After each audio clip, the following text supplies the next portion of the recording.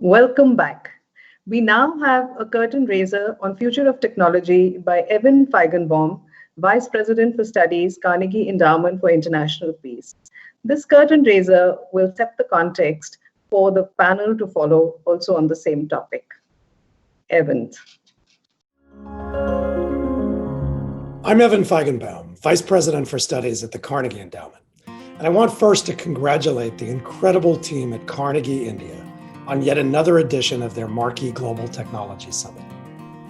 It's a shame, of course, that we're not meeting in person in Bangalore, but the fact that we're able to connect from all over the world, even amid the trials of the pandemic, is itself a testament to the power of technology and to how technology is changing our work, our daily lives, and the way we interact with one another. But whether in person or remotely, this summit is an extraordinary event that connects technology trends in India, a leading technology power in its own right, with technology trends from every corner of the globe.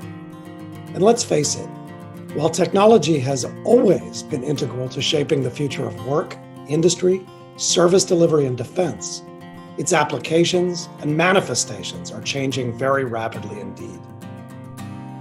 Now, one element of that involves the growing political risks, not just to co-innovation, but to cross-border collaborations of all kinds.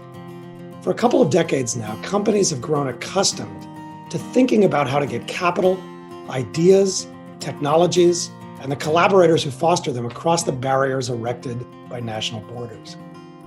But the reality is that a world that once seemed to be heading inexorably for greater integration is looking in important ways like it's actually heading for greater fragmentation.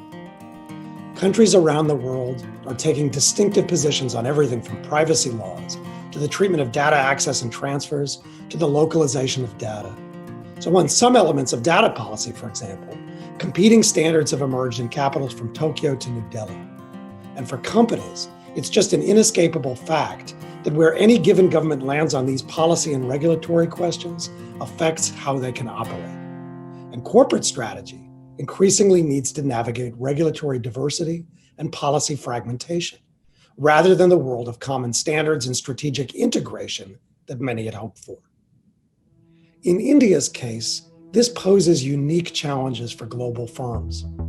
Some moves, after all, are clearly targeted, such as the country's ban on Chinese apps, but other choices, like the ongoing debate about data localization, could ultimately have the net effect of increasing costs to global companies of operating there. Now, of course, governments have some concerns about companies too. Not least, what the rise of big multinational technology firms means for local competitors, and in some cases, how these huge companies regulate or filter information and even speech.